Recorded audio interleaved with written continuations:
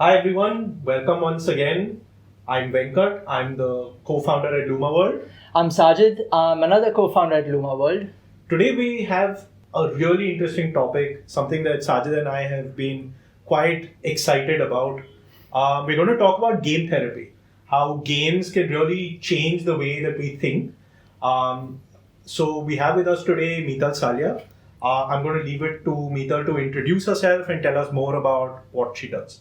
Hi everyone, this is Mital Salia. I'm a psychologist and an educationist. I have spent nearly 18 years in the education sector, and now since last 6 years I'm into the games. Lovely. So Mital, let's dive deep into what we're going to be discussing today, right? We've heard about things like transformational education and how games can change the way that we think in a positive manner.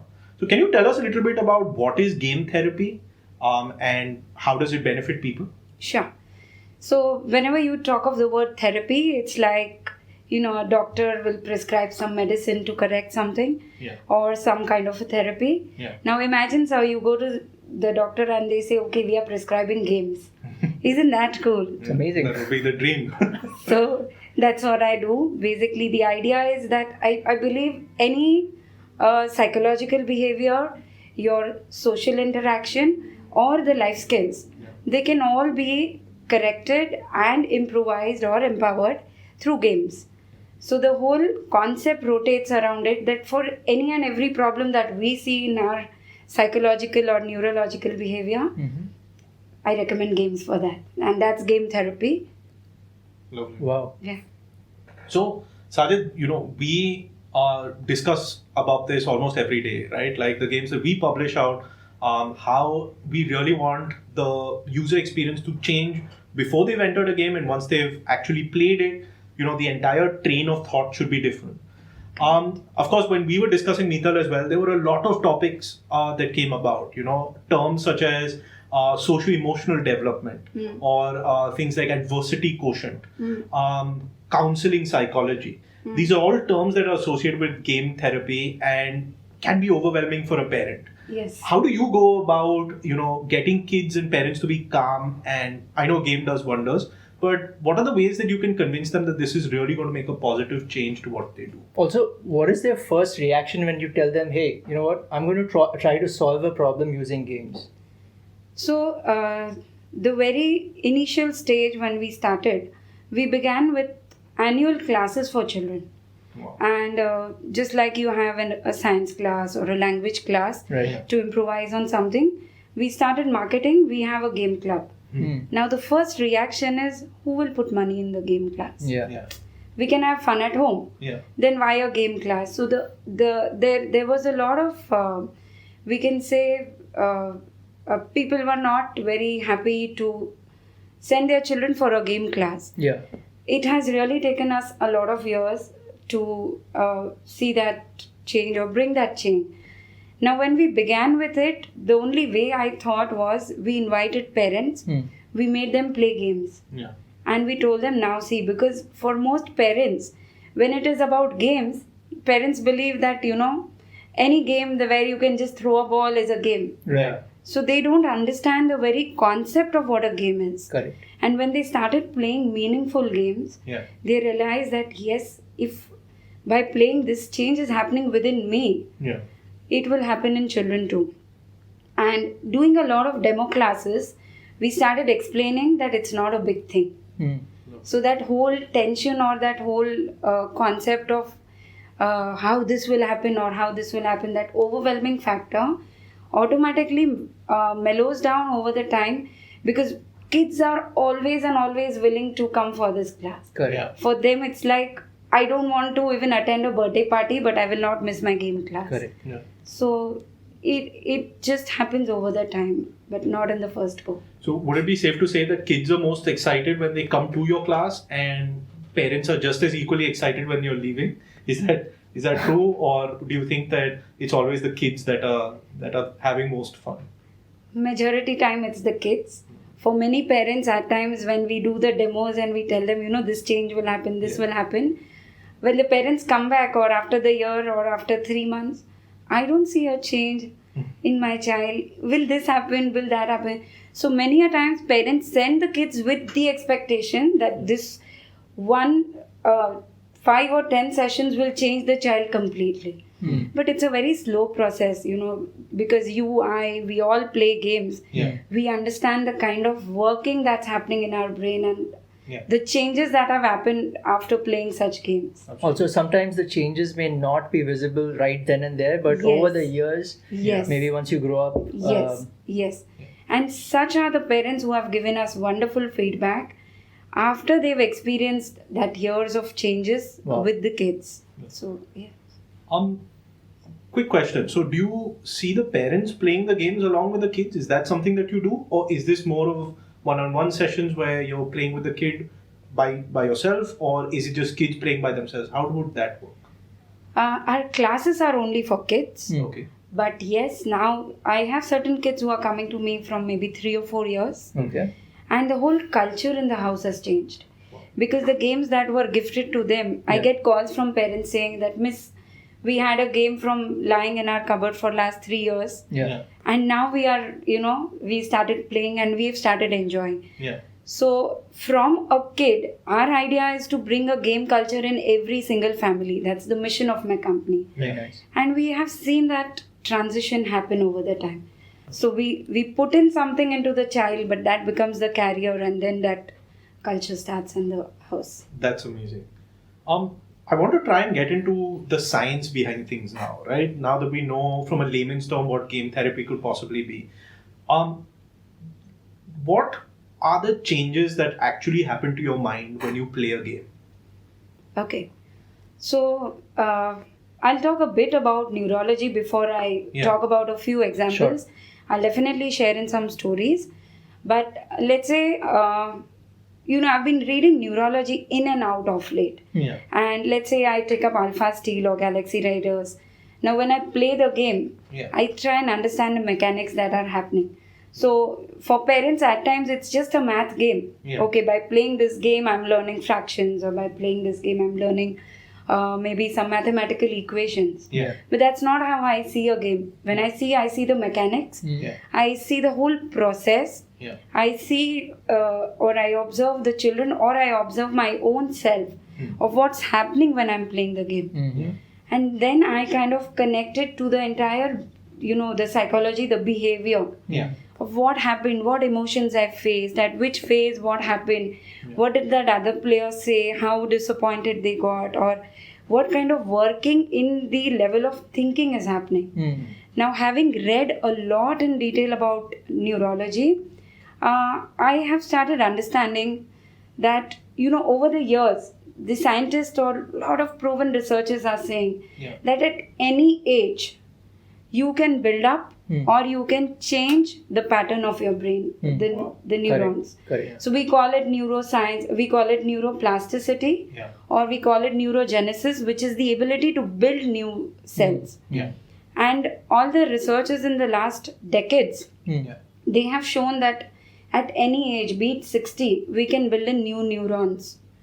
We can change our habits.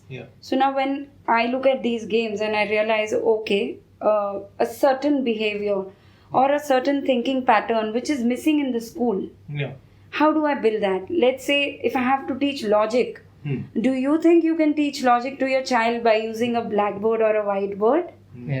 It's not something, hello, okay, you apply this logic here. Completely abstract. It is so practical. And the more logical things I start solving, the more strategy I start using, the more my brain, the neuro pathways get built up.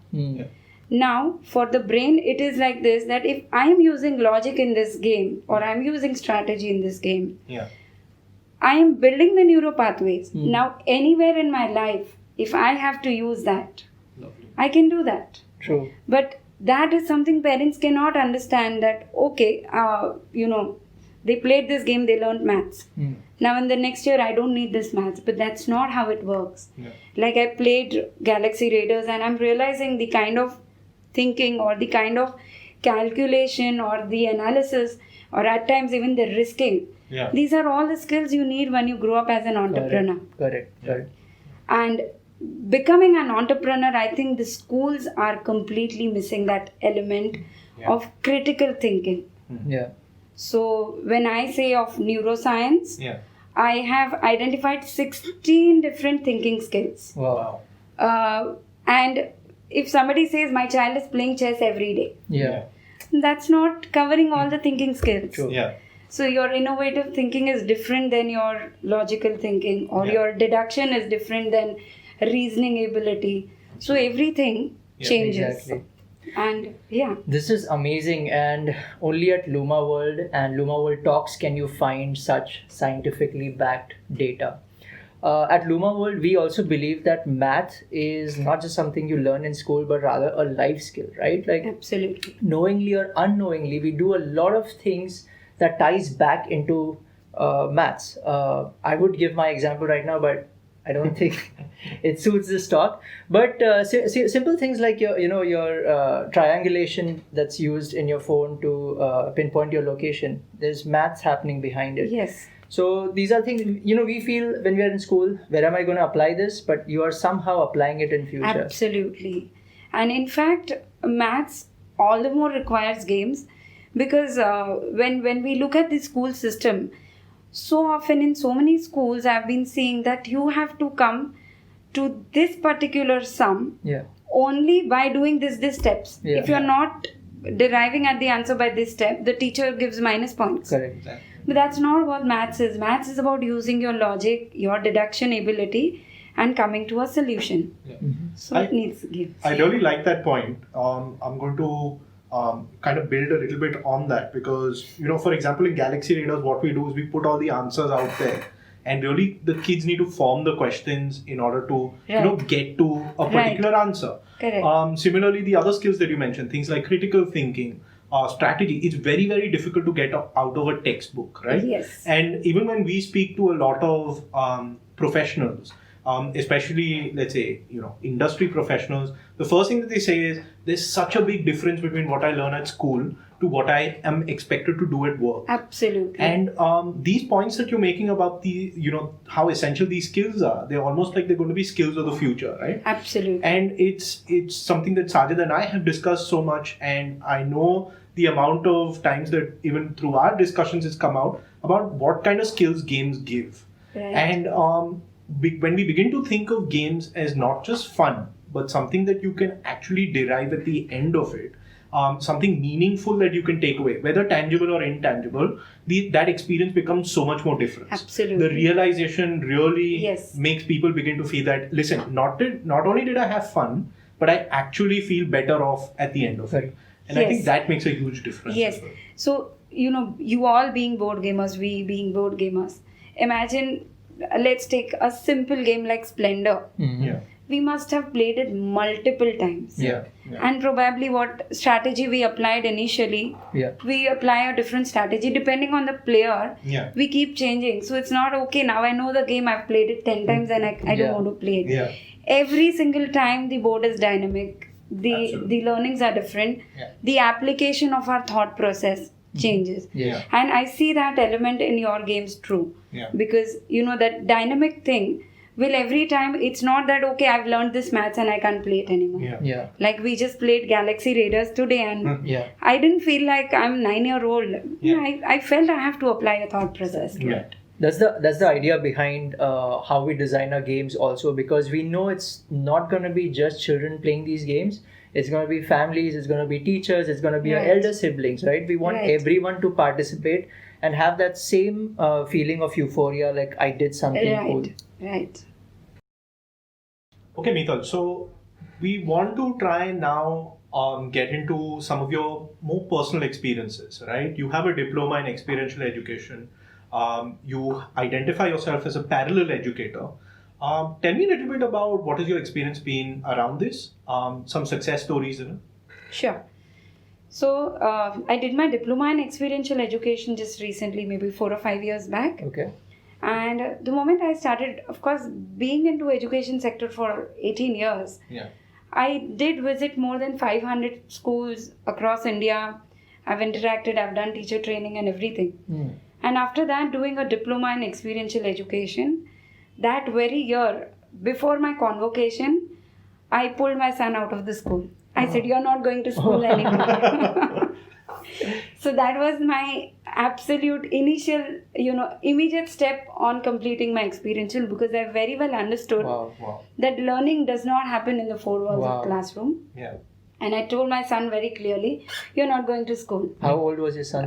He was 13. Okay. So it was quite a shocker for him, because that's the age they build up friend circle. Exactly. Yeah. And for him, school didn't mean education, it only meant friends. Yeah. And I could convince him by saying, "You meet your friends every day." Yeah. And when I asked him, "Tell me one learning that you take for your life from the school. Yeah. If you can give me that, you can go to the school." It's a very tough question for a 13-year-old. Yes. But he took 10 days and still he could not give me anything where he could say, "Okay, I'm getting this learning from the school, which I can apply in my life." Wow. So that itself was the argument. You are not learning anything for life, leave it. And that was around the time I had already started with my game journey. So when I was working in the corporate companies, we were doing content development for schools. Okay. And we were doing teacher training. Now, through this, I realized that, let's say, a simple thing like learning language, English. Yeah. I had 17 managers under me, and they would make grammatical errors. Being a perfectionist, I was like, how can such language go to a principal? Yeah. So I started understanding what is it that's not allowing a learning to happen. Imagine you're in school from at least kindergartners till the graduation, you are exposed to the language English. Yeah. Yet you make so many grammatical errors because your mother tongue is something different. Yeah. Then after getting an exposure of 15 to 18 years, if you can't learn language, what is missing? Yeah. And that's when I realized that fun is the key for learning to happen. Wow.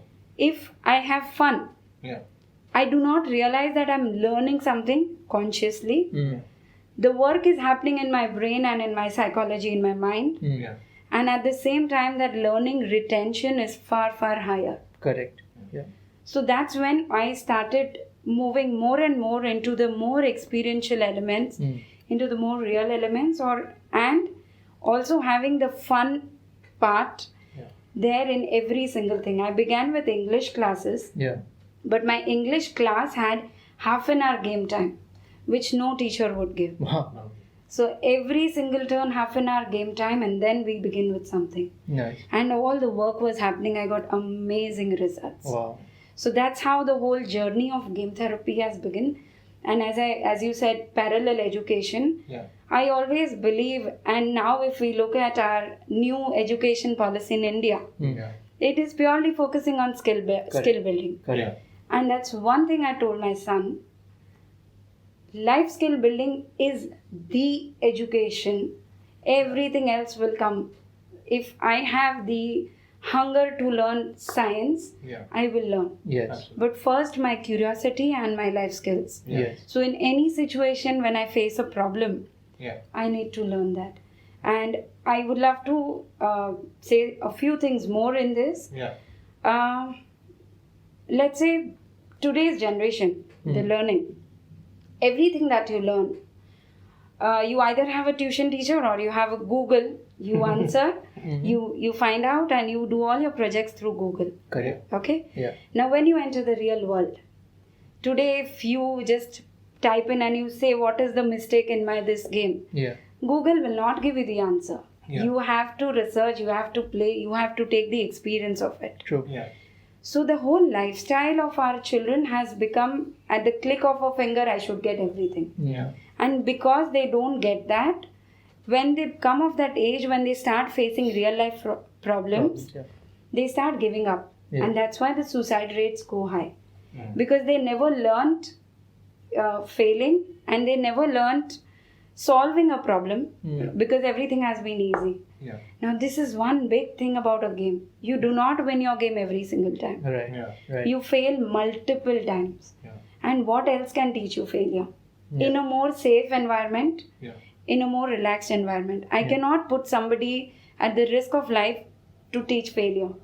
But here I have no risk. And I get a lower grade in examination, I feel low. Yeah. But if I fail in an exam, in a game board, and I do really bad, I'm learning better, and I'm like, next time I'll make you lose in this.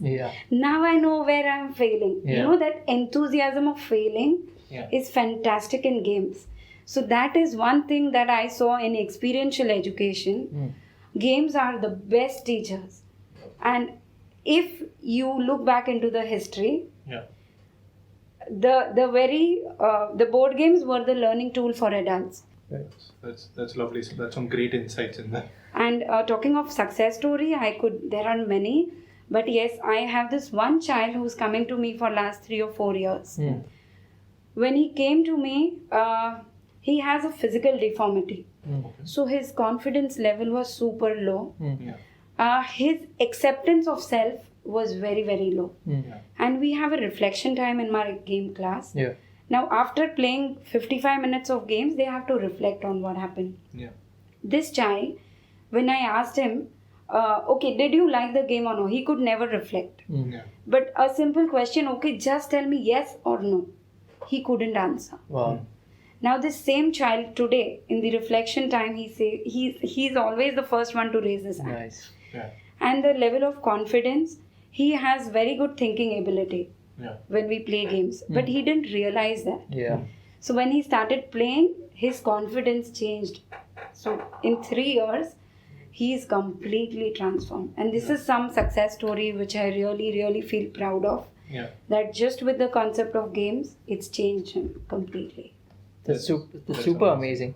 So I love the point where you mentioned that games are like fun creates an imprint into our minds of whatever we are doing, the learning or the play aspect behind it.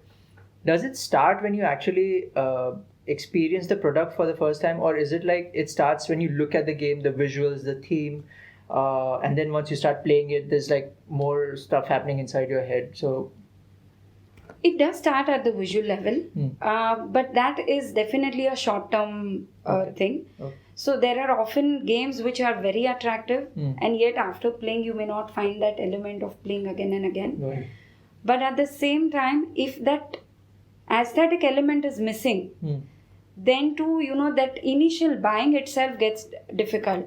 So I feel that aesthetic element is very important for the start or for one to buy. But then the mechanics play a very, very important role. Once the game is with you and once you've played it a couple of times, then the mechanics is what sustains that, interest into the game or the storyboarding. So like, when we talked about the game or you talked of certain game where the father has died and, there's a division. So if there is a storyboard, I'm connecting it to something to my real life. And then that mechanics, if they are holding me, yes, then that game is a complete success. Was this Crazy Puggles? Yeah. So one of the games that we've been testing. So Mital, you've got a sneak peek into one of the games that we're possibly going to be releasing sometime around SPIEL. To add to what Mital just said, our secret formula, one of our secret formula while designing the games is, will you play this game again?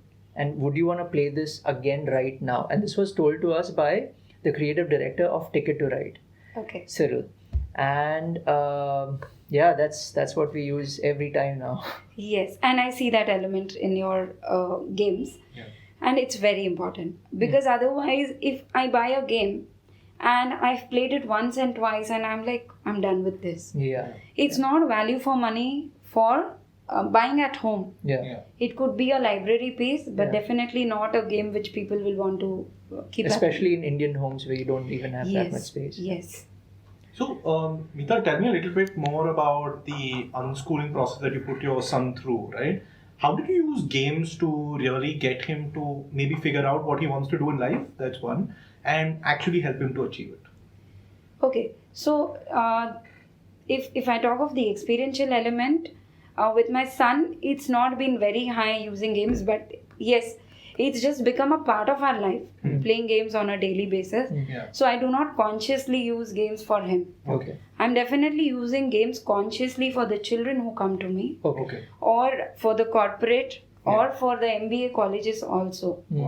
So that's where we are using, because we want the people to learn certain behavior, or when a corporate comes and they talk that we are facing this behavioral issue. Got it. Yeah.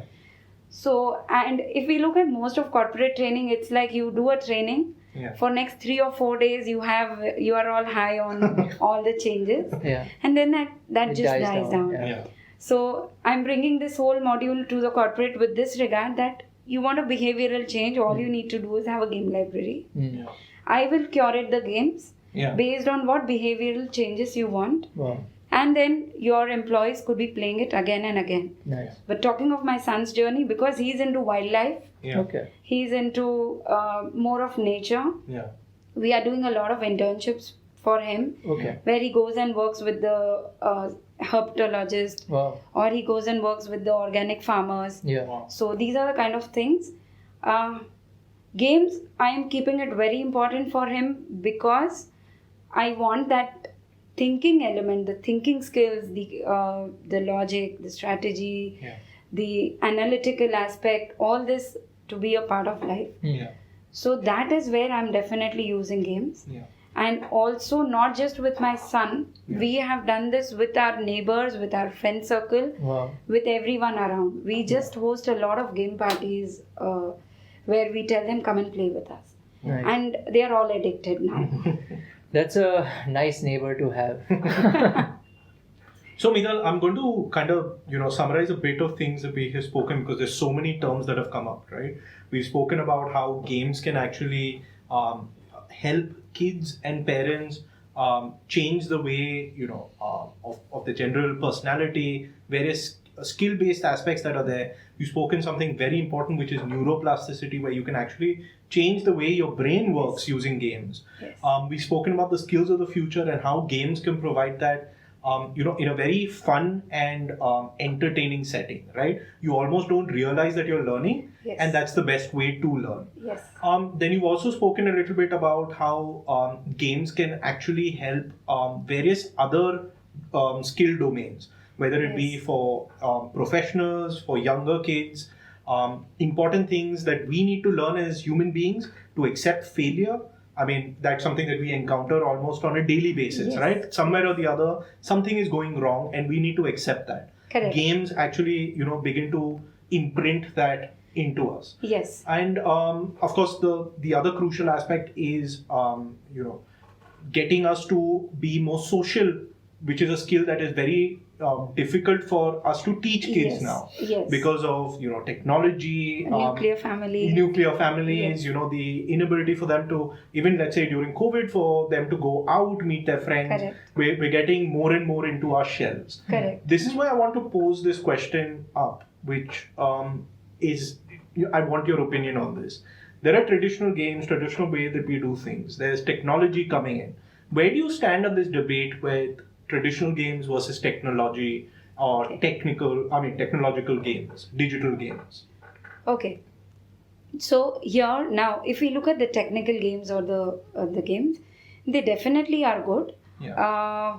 The video games and mobile games, they're definitely good. Yeah. I don't say that, but I will always put my weightage far more higher on the physical games. Now, having read about neuropsychology and having been doing brain fitness programs for senior citizens, I definitely recommend video games to the senior citizens, especially when they are alone, they do not have company to play. People who are beyond 60, 70 and often are looking for, company. Yeah. And there are very well built up games which train the brain. Okay. So for a senior citizen, brain training apps are definitely important, and that's where I will put my weightage. Yeah. That if you're a senior citizen, if you do not have company, you do not have social element, you're finding it difficult to move around, you take up the video game. Right.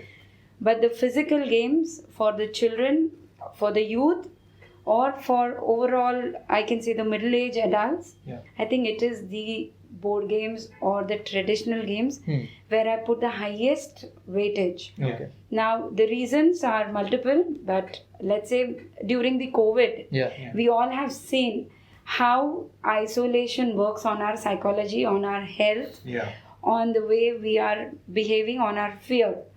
I know of so many people who have not died because of COVID, but because of the fear and isolation during the COVID. This is one thing where I saw the importance of games. We never felt the difficulty in the COVID times because we have about 300-400 games at home. Oh wow. And not one day in that first 5 months I remember where our days have gone without playing games. Wow. And after the initial 7-10 days, my neighbors also wanted to desperately come and play. Though we didn't gather many people, but it was always somebody or the other wanting to play. You need people around. You need that social element. And even if there are games virtually where you can connect, let's say I can connect to Sajid, I can connect to Venkat on maybe a game platform. But that eye contact, the body language, the element of, that physical proximity is very important on our psychology, on our behavior, on our confidence. And when we play games, the release of dopamine, we talk of that happiness element. Whom will you show your happiness to when you're on the mobile? I rather see my son plays PUBG and I see him always more worried and more tensed while playing the video game. But you're far more happier when you're playing the physical game. So I definitely put more weightage to a physical game.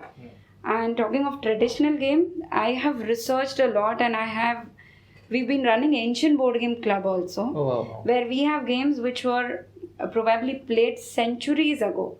I'm not talking of the recent times or the 1990s also. I'm talking of games that were before Christ era too. The BCE games. Games that have existed from 3,000, 5,000 years. And when we look at all this history, most board games every time have taught something. Now just imagine the best of kings. They cannot go to the war front and start strategizing, okay, now I need to use this strategy. You play chess. It's one very, very famous game for understanding war strategy. But there are many more games that teach war strategies. War games have been existing for many, many, many years. From the time of history that is known to people. There are games that teach, there's one very, very famous game which teaches astrology. So that way there are many games that teach you the laws of life. That allow you to train the brain on strategizing and polishing. And that's where most of the kings or the most learned people develop their thinking ability. Interesting. Great. So we've covered science and now I think we've started to go a little bit into history. So I think this is a great time to ask you, you're really passionate about ancient Indian board games, right? And we have a lot of viewers from all over the world who are possibly going to be watching this. What kind of ancient Indian board games are we talking about? How far back do they go? And can you name a few that you really, like, and what are your favorites out of them? Okay. Now, of course, when we talk of Ludo, the world famous game, and we look at Mahabharata, we know of the game called Pachisi or Chopad, which was played in Mahabharata. Now that's, of course, there are different genres in board games. So this Pachisi or the Ludo is actually a race game, or it's partially a luck-based game. But if I talk of my favorite or going how far back, the ancient most history is known, Egypt is known to have, or Iran is known to have some of the most ancient games. However, yes, Ludo or Snakes and Ladders also. That was initially apparently from the history that I know was called Mokshapatam. And it did not have 100 squares, it had 108 squares. And by doing good karmas, you go up. When you do bad karmas, you come down. It was designed or, it's known to be there in Jainism. And when you reach the 108th square, that's when you reach the moksha or the liberation. And there is a whole history, or there are these painted games which come from that time. But if I talk of my favorite genre, I I will put there were pastime games, there were construction games, there were hunting games, there were war games, and there were race games. My favorite genre would be war game and hunt game. Okay. And war games is always equal power on both the players. They are mostly 2-player games like chess. Got it. We have equal powers. But hunt game is where we both have different powers. Oh, okay. So something like Lambs and Tigers, which is an Indian well-known game. You being from South India, apparently you might have heard of that game, but it's highly played till date in South India. Now there are 3 tigers but 17 goats. So the 3 tigers definitely have a different power than this. Such games you have to play like 100 times to understand the strategy and start winning them. And they are not very long boards. You can just play for 5 to 10 minutes to learn the board. And then it depends on how addicted you get to it. That's lovely. Even the way that you've mentioned some of these games, I can immediately think about how they could possibly have been used in those times. Like, for example, Moksha Patnam could have been used as, a social correcting method to make people to do moral, righteous things, or tell them that this is the right thing to do, this is the wrong thing to do. So, Mital, we've spoken about how games were used, let's say in ancient India, we've spoken about Mesopotamia, Egypt, and things like that. I want to talk a little bit about how games are relevant in today's India. Where do we stand? We all come from, communities which love playing games just on a friendly manner. We do games as serious business, you do games as serious business. But where do the rest of Indians stand when it comes to board gaming, and where do you think the future lies with this? If we see, it's very less percentage of people who are playing games. And majority of the people, especially in the adulthood, have stopped. So somewhere the scenario has become such that parents are buying games just for the children, so that the kids don't harass them in the vacation time and they pass some time. Or at times when they see meaningful games. The percentage of the aware people buying meaningful games for parents is much lesser. And the percentage of the adult gamers is even lesser. So it's just because we are now connecting with these board game communities that we are meeting more and more such people. But when I look at, let's say, my educational entire, the crowd that I have, I knew very few people who were playing games as adult. It's only now that, this thing has started coming up. Talking of the future of India, the playway method came into schools long back, maybe about 2 or 3 decades back. But yet when I look at the playway method, it's all worksheet. We are switching from textbook to worksheet. The real play has just started coming in now. So it might take a good few years for people to come up with that acceptance of no, board games or games are meaningful. But yes, that awareness has begun for sure. People like you and me and many others have started this awareness drives or doing at least the events.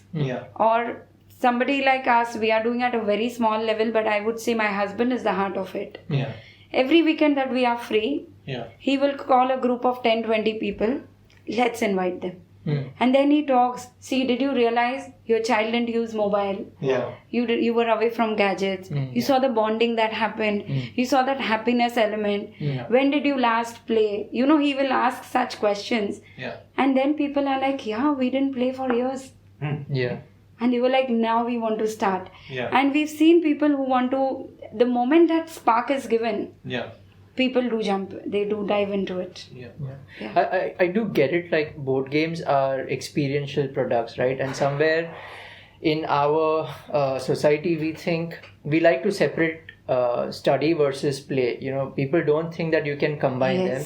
And we feel that, like as kids, we had those tiny robots where you key them and then you just leave them and they do their own thing. We feel our children, you just key them and they're good to go for life, but that's not the fact. Like this. Absolutely not.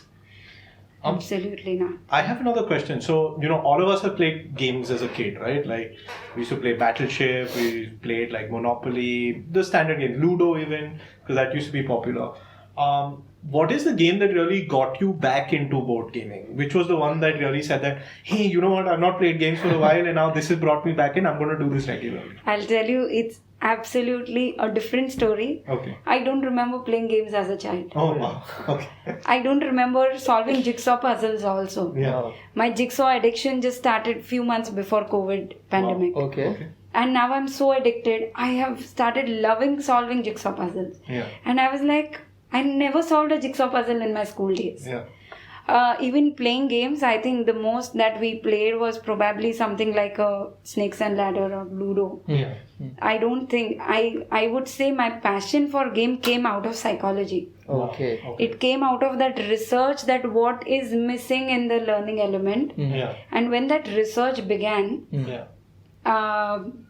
my interest in games started. But one starting point which I can say is when I was working in one of the corporate companies, let's say in 2000, I'm talking of probably 9 or 10. That's when I used to go and give lectures that, your child's TV time should be very less. Yeah. Okay. And I used to travel 20 days a month. Yeah. And here at my house, being a joint family, my son was a company to everyone in the house for a TV. Yeah. So where I'm lecturing, Yeah. TV kam rakho and don't have more of TV time. Yeah. My son would be on the TV all the time. Yeah. Yeah. And that bothered me. Yeah. So I brought in 2-3 meaningful games for him. Okay. And some were group games. I had joined a toy library. Okay. Oh. But it didn't help because, I was always worried he'll take the games out. Something will go missing. I'll Yeah. have to pay the fine. Yeah. So then I brought some games and I said, okay, play this anywhere that you want. Yeah. And when that journey began, I saw a big change. Initially, if there was nobody at my house, the kids would come to my house and watch cartoon. Yeah. The moment we got in some games, Yeah. all kids came to my house to play games. Wow. Because most parents didn't allow their kids to play with the friends, with that fear that you'll lose something will break. Yeah. At my house, all were allowed to play our games. Yeah. That's when I saw that start. Yeah. That, yes, this is more interesting for the children than the TV. Yeah. But probably the parents are not even realizing and introducing that world to the kids. Correct. Absolutely. Yeah. So that's where I think the journey began. And then my research made my interest grow into the games. Yeah. Also, we're seeing a huge eruption of board game cafes coming up in a lot of urban centers around India, right? Metro cities, even places like, let's say, Pune, Jaipur, Yes. even, just a tier below metros. Yes. That obviously brings more people in, they meet new people, fellow board gamers, the interest is peaked. There's a whole different set of things happening in various pockets around India. What's your take about this and how do you think they contribute into, this board game revolution happening? See, these board game cafes that are coming up, they're highlighting this very element of the social element being so important. Yeah. I mean, if people are walking in, you are realizing that how much one needs people to be around. Yeah.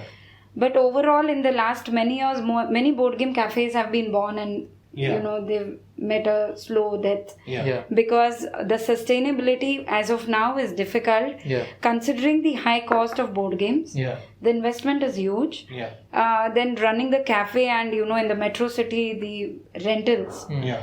And because in the crowd, that awareness is not there that, I want to play a game and I can spend money on playing a game. Yeah. That is where I think people are still not very easily spending. Most people, I think, are surviving because of doing events. Yeah. But over the time, if we look at our history from a bigger joint family to a smaller joint family and now nuclear family, Yeah. if we see professions like counseling also have started rising high up. Yeah. Right. People have started getting more stressful at work. Yeah. They are getting more into the depression. Yeah. So all such things will make a board game cafe very, very important in the future. Yeah. So right now, the people who can persist, Yeah. who can sustain themselves, I believe they should get a very good market because that need is definitely going to come up much more than the current times. Yeah. It's just a matter of being aware or getting that first taste. It's like trying out a new dish. All you need to do is just try out one game, and I think that begins the journey. I think all of us, the first time that we play a board game, it opens a whole new domain of thought. And there's this immediate need, like Sajid mentioned earlier, there's an immediate need, hey, I need to play this again, or I need to play something similar. I want to go back to do it. And I can really think of a lot of people who first time walk into a board game cafe thinking, hey, where am I going? What am I getting, into? But then once they play a game, and hopefully it's a game that really interests them, you can imagine them going like, wow, this is amazing. This is so different from what I usually do. Yes, and I'll share this here. I started with skill building games 5-6 years back. My board game journey, the proper modern board game journey, began only last year. So till then, of course, the Ancient Boardgame and the skill building or the single one player games or strategy games was what I was into. When I started with my board games, and then when I started going and meeting some people to buy games for my class, or I started visiting some cafe, it was such that I played a game. I played the board, and for 3 nights I would have that game in my dreams. And I will tell my husband, I want to buy this. When am I getting this game? That urge to buy. Literally, I have been dreaming the days I see. So that spark a board game can actually bring in. The moment you start playing in, it just begins. Yeah, as long as the dreams were nice and not nightmares. Yes. That's great.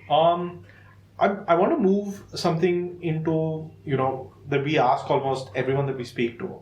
What do you think are some of the myths and misconceptions around games, right? And how do we go about breaking them? To give you an example, one of the things that we hear from parents is, games are fun, is great, but you can't really learn anything out of them. We've spoken at length about something like that. What are the others that are there, you think, and how can we break them? Some of the myths... one major thing is, of course, games are time pass. They don't teach anything. And people say, okay, I want educational games, which means I want a maths game and an English game. Besides that, parents are still not understanding about the other elements. Some other myths that I would, if not children or parents, if I look at adults or overall the corporate or in general the crowd, one of course is... the emotional element or something. I mean, for people, the games is about, if I have some free time, I'll play a game. I don't have time. Why waste time? I don't have any time to pass.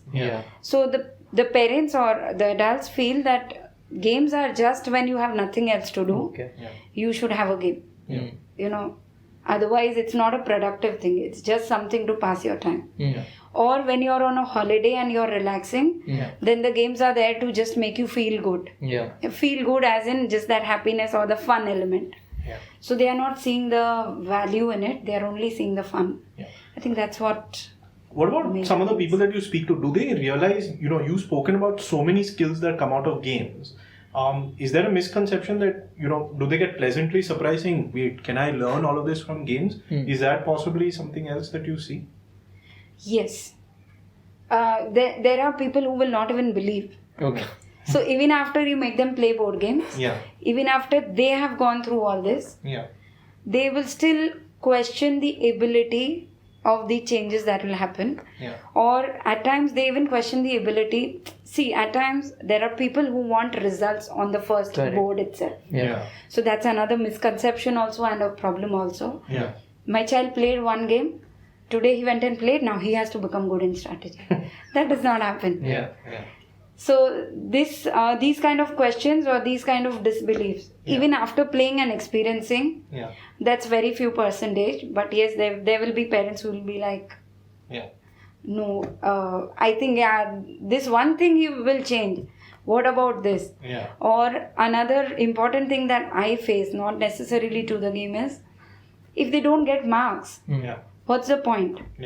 And one major, I put it into my misconception for my company, Khel Khel Mein, is I get more inquiries and more enrollments for children who are younger. and they believe that games are for children who don't have very difficult curriculum, who do not have more studies. So till the time you have less studies, you can play games. The moment you are in 9th, 8th, 10th grade, 11th grade, you should shift to the curriculum. I believe exactly the opposite. The younger kids are already getting a lot of playtime. They get a lot of playway methods in the school. But the moment you are in 8th standard, you cross that 12, 13, you are into the teens. Your thinking ability is not being exercised into the school because your curriculum is expanding. So you're spending so much time in just by-hearting and mugging up things. And you're not giving time to think, to review, to reflect. And I see that missing all the more in the Indian schools. The reflection ability is far better in a lot of developed countries. But in Indian schools, I see that reflection ability also missing. So I feel game is more important. And parents are like, now he has to spend more time on education, on getting marks. Your games will not give him admission into a college.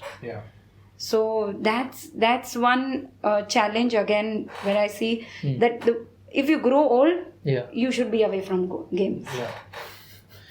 So again, in this discussion, you mentioned something about Khel Mein, right? Can you tell us a little bit about what that is and what are your plans with it going forward? Sure. So Khel Mein, for the people who don't know Hindi, Khel is play, and Khel Mein means in the play. Everything, your learning happens through play. Your behavior changes through play. Your therapy happens through play. So Khel Mein literally means through play. And talking of, I began the journey with my classes. I started with life skills classes for the children, where the kids are coming to my class, and in that whole year, there are these subconscious changes happening in their neurology and their psychology. The reason of taking the whole year is because in 1 and 2 boards or in 1 and 2 term, the changes don't happen. Moreover, as I said earlier, that I have a curriculum around it. So when we do the whole year, I ensure that every kind of intelligence or every kind of thinking and the social behavior and the emotional behavior is, coming into the child's exposure. We also observe children, so we don't take too many kids in one batch.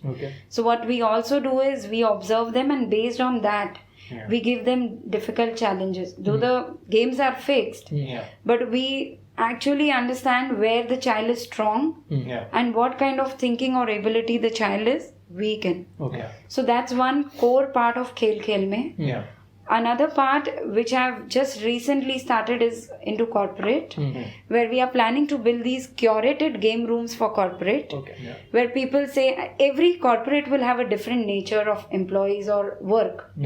So depending if it's an IT company and if they are managing data, their observation, their dexterity, their speed, their agility, this is all that matters. I cannot be giving them a slow ancient board game. And somebody who is highly into analysis, strategizing, consultancies, they need not have only the speed. They need more of the analysis, the observation, or understanding the overall analysis of a situation. Even things like resource management for that matter. Right? So depending on the department, depending on the kind of work, I can curate a whole library for them. And they need not spend on that training which gives you a 3-day result. This becomes like a culture. This becomes like a habit. This becomes like that neuro pathway changing habit, which brings that change over the time. When we look at training, the change is high in the beginning and it starts falling. With games, it's exactly the reverse. The change is very minor in the beginning, but it starts growing.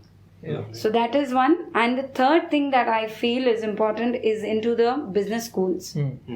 I think the game bit should be included in their curriculum into the business schools, because all of the entrepreneurship skills can be gained out of board games or different games, not just board games, but the dexterity or the play games. And they will learn a lot of even the socio-emotional behavior, how getting disappointed, getting irritated, losing things, and still managing behavior with your co-players. Yeah. They are learning all of that just through a game. Fantastic. That's a lot of really important points right there. So Mital, thanks a lot for all this information that you have really given us. And I mean, my call to action to all parents out there is to try and believe in what kind of changes board games can make for your kids. How to actually get into board games is probably the first leap that you need to make. But then, in a way, almost board games take you forward automatically, right? Yes. The more you get Yes. deeper into the aspect of playing, your child automatically benefits. You automatically benefit. Yes. You know, not just the important points about the science behind it, but also the social bonding aspect, the skills that you acquire without you knowing, all the subliminal knowledge that is there. All of these are great points. I would like you to now, conclude and give all our viewers your final message. What do you think really you want them to be doing from a board gaming perspective? Okay. So, as I said, I've been reading a lot on neurology. One fact that may not be known is that brain starts shrinking at 30. And games are one of the biggest one of the biggest tool for your brain fitness, and they can keep you away from all the brain diseases, the neurodegenerative diseases. So my one message is, have games as a part of your daily life. Play games regularly in family and in friends. It will give you amazing results for your life and health. Thank you. Mital, thank you so much for your time and for all the valuable inputs and all the data that you brought over here. I hope the viewers around the world enjoyed this talk. There is an important announcement. We are going to be at SPIEL, which is from 22nd to the 25th of October. Do catch this discussion over there. And this is Sajid, Venkat, Mital. signing off.